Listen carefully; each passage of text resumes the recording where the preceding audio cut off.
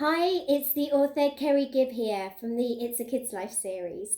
I hope you're all okay in lockdown with your families at home right now. I wanted to do something to entertain you whilst you are all stuck inside. So I have written a short story spin-off from the It's a Kid's Life series, which I'm going to read you in a minute. But the best bit about this story is you guys get to write the ending. So I'll tell you a bit more about that at the end. First off, I'm going to read you the story. It's a Kid's Life Lockdown. Still dressed in my pyjamas, I lay on my bed stroking my dog, Obi. I had woken up about half an hour ago, but was in no hurry to get up. Usually Mum would be nagging me to get my school clothes on by now, but today was different. Reaching under my bed, I located my secret stash of essential food that I kept hidden in a box. I chose a chocolate biscuit. I was just about to tuck the box away again when Obi looked at me with puppy dog eyes. I never could resist them. I pulled out another chocolate biscuit and carefully scraped the chocolate layer off of the top of it with my teeth before popping it into Obi's watering mouth. Lying back against my pillow, I thought back to a conversation I had had with my best friend Tommy a few weeks ago. Tommy, do you remember when I used to say how unfair it was that we had to go to school for 5 days every week and only have 2 days at home? I had said to him with a glint in my eye.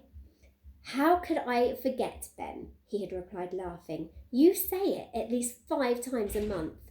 Well, what would you say if I told you that my dad reckons that we won't have to go to school at all this time next week?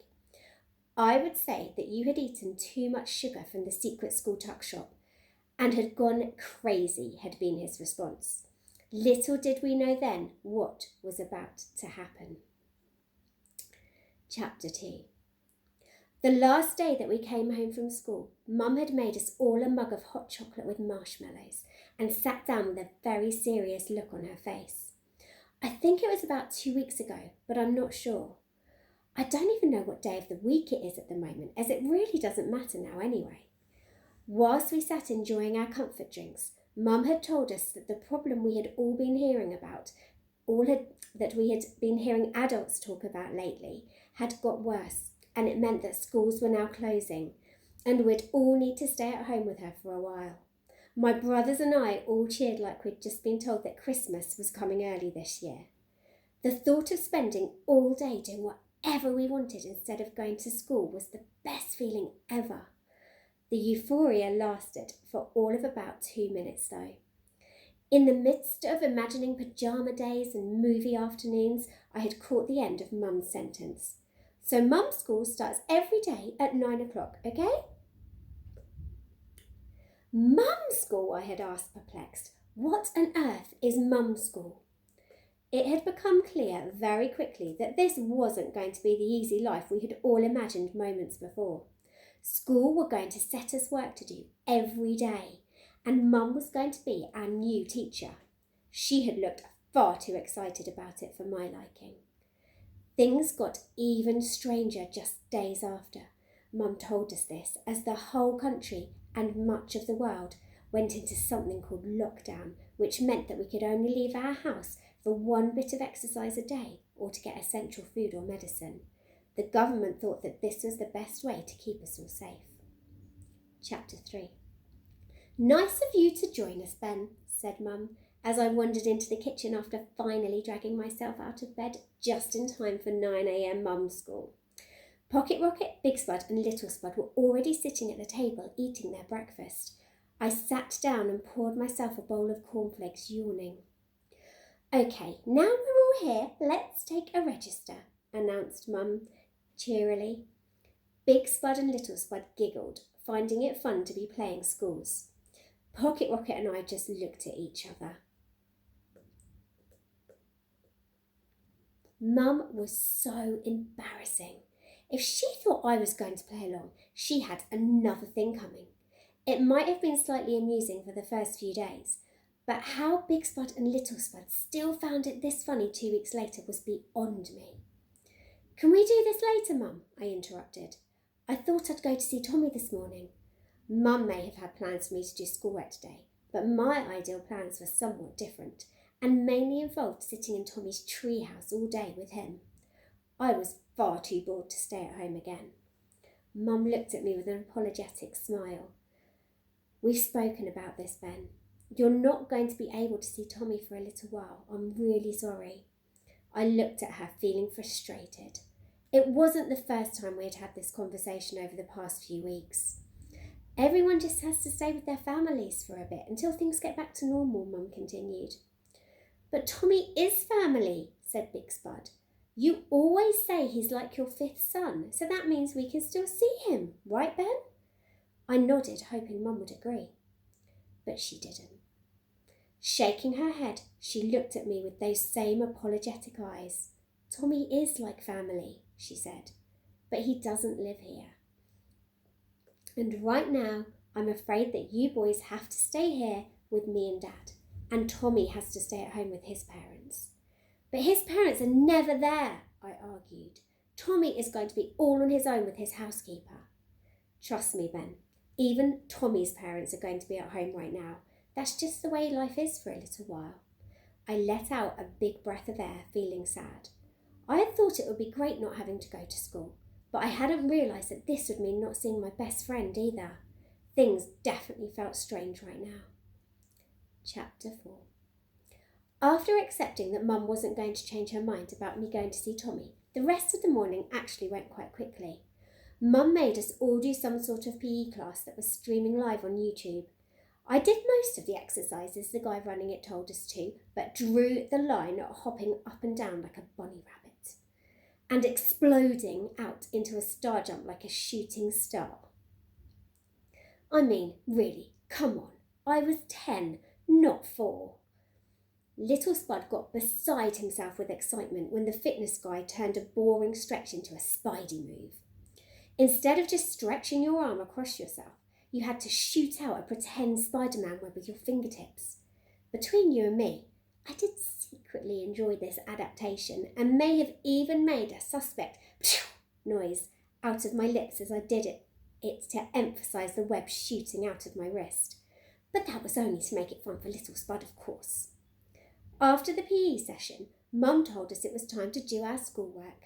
Mum's school pretty much meant leaving me and Pocket Rocket to our own devices to do our work set by the school, and Mum letting Big Spud shoot his Nerf gun at a list of words she had stuck on a wall. Every time he hit a word, he had to read it out loud, to the sound of Mum cheering wildly whenever he got it right. Her initial enthusiasm did start to wane a little bit after he decided that instead of aiming at the words, he would aim at her bottom and say bum, spelt bu-uh-mm, whenever the Nerf bullet struck. According to Mum, Big Spud took advantage of her at this point, as he wouldn't dare do that to his actual teacher. Mum didn't seem to appreciate my input that his real teacher probably wouldn't be teaching him to read with the assistance of a Nerf gun. Mum's annoyance at Big Spud was diverted, though, as Pocket Rocket banged his hands down on the table in frustration. Oi, I said, you nearly knocked my drink over. This is stupid, he said. I need to write the answers on the screen, but my fingers are too podgy to write it properly. I totally understood his pain. I too had been struggling to use my fingertip to write the answers on my iPad. I suddenly had a light bulb moment.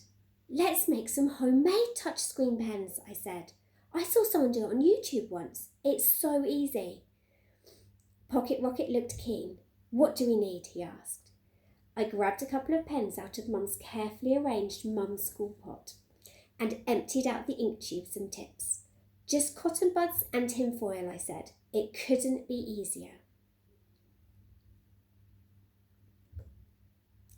I'll get the cotton buds, said Pocket Rocket, racing off to the bathroom with a newfound spring in his step.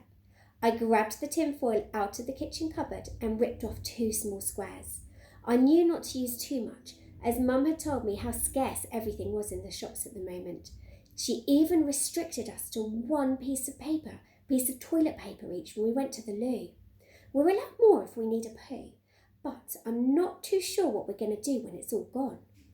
Maybe we'll have to start wiping our bums with little Spud's old baby clothes. It was certainly better than using leaves from the garden. Pocket Rocket appeared back with a handful of cotton buds. I took one and slotted it inside the now empty pen case, telling Pocket Rocket to do the same with the other one so that he could make his own. I pulled it down far enough so that just a tiny bit of the plastic was poking out of the pen with the soft cotton wool tip above it, fastening it with a small strip of sticky tape. Again, from Mum's highly organised pot, I then grabbed the tin foil. I wrapped it around the pen and the plastic so that it reached just to the base of the cotton wool. Pocket Rocket did the same. "What now?" he asked. "Now we just wet the cotton well," I said, as I dipped my finger in my glass of water and dabbed it all over the cotton end. Typically bolshy Pocket Rocket literally dunked his whole pen in the water. Picking up my iPad, I tested out my new gadget. I was genuinely shocked when a line appeared on the screen. It had actually worked to perfection. "Mine doesn't work," snapped Pocket Rocket. "This is rubbish." "You've just put too much water on it," I told him. "Here, dab some off on this tissue and try again." Sure enough, as soon as the pen wasn't soaked, it worked. "Ben, we could sell these," he exclaimed. I had been moaning to him yesterday about the one downside of not being at school meant I couldn't run my secret school tuck shop. My little brother was onto something. I quickly saw a flaw in his idea, though. "We can't leave the house to sell them to people, you donut," I said. "Oh yeah," he answered, deflated. "We could sell the idea, though. We could make a website and give people half the idea and tell them if they want to know the rest, they have to pay £1 into our bank account. We could make thousands of pounds without even making any." Usually, I would have jumped at the idea to make some money, and Pocket Rocket was definitely showing some entrepreneurial flair that I was proud of. The nagging part of my brain that knew right from wrong wouldn't turn a blind eye, though. Lots of parents were out of work at the moment because of the crisis that had caused the lockdown. It didn't seem fair to be charging for an idea that was so simple for people to do themselves. Mum looked at me and smiled when I told Pocket Rocket this. I took this as the mum look of approval. It was definitely better than the mum look of disappointment that I'd seen on previous occasions. Chapter 5. One of the best bits about how things had changed in the world all of a sudden was that Dad also got to stay home. He spent most of his time working on his laptop and talking on the phone to other people from his office, but it was great when he popped in to see us for a break. After lunch, Mum said that we could have some free time to do what we wanted, as she had some things that she needed to do. Pocket Rocket went into the garden to film himself doing the Keepy Uppy challenge with his favourite football. Big Spud and Little Spud ran upstairs to get some dressing up clothes to put on our dogs Obi and Lola. I ran upstairs to call Tommy. I chose to do a video call so that we could see each other whilst we were talking. Tommy answered straight away. "Hi, Ben," he said, smiling into the lens. "What are you up to?" I was just about to tell him about Big Spud and his Nerf gun when my eye caught sight of something behind Tommy. Bouncing around in the background was a rather large lady, dressed in a leopard print leotard with fluorescent pink leg warmers. "Who's that?" I asked. "That is my mum," Tommy answered in a tone that said something more like, "I can't actually believe that woman is my mum. Someone please help me, and someone call the fashion police whilst you're at it." In all the time I'd known Tommy, I had never met his parents. As rich millionaires, they were always out at some sort of event whilst Tommy was left at home in the care of his housekeeper. That was why he spent so much time at my house usually. Not wanting to cause himself any further embarrassment, Tommy angled his phone away from the woman who was now bending her body to a level of contortion that was seriously questionable for a woman of that age. "So what have you been doing?" he asked. I filled him in on Mum's school and how annoying it was being stuck inside with all my brothers.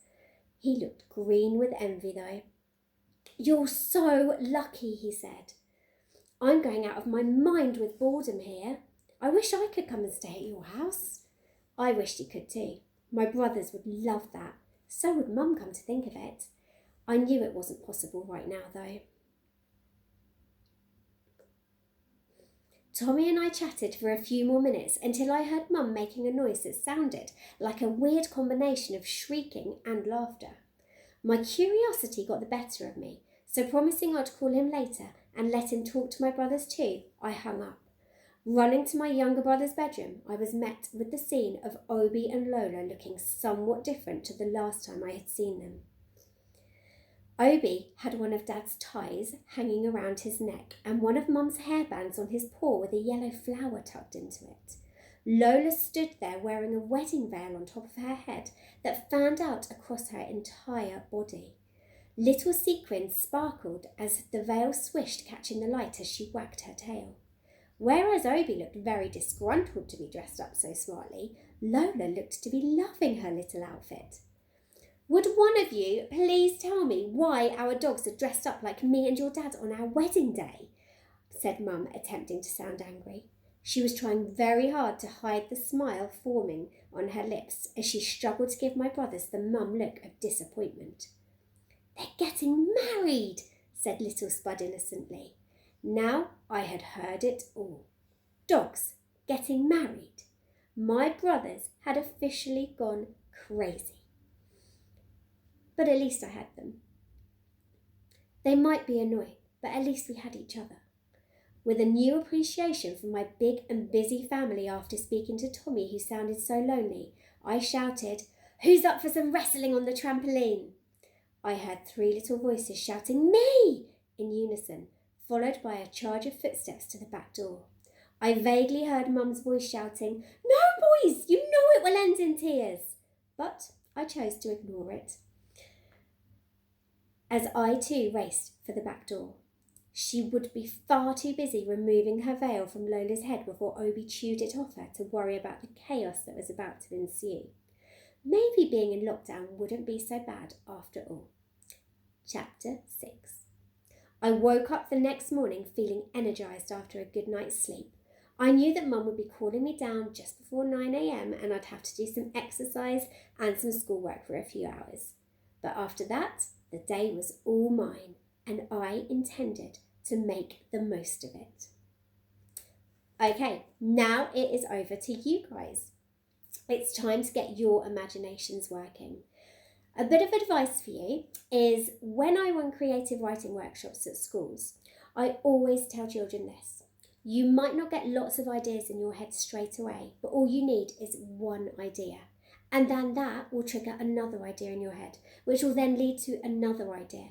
And I always explain it to children like a snowball effect going downhill. It picks up momentum, and the more ideas you have, the more ideas that keep coming.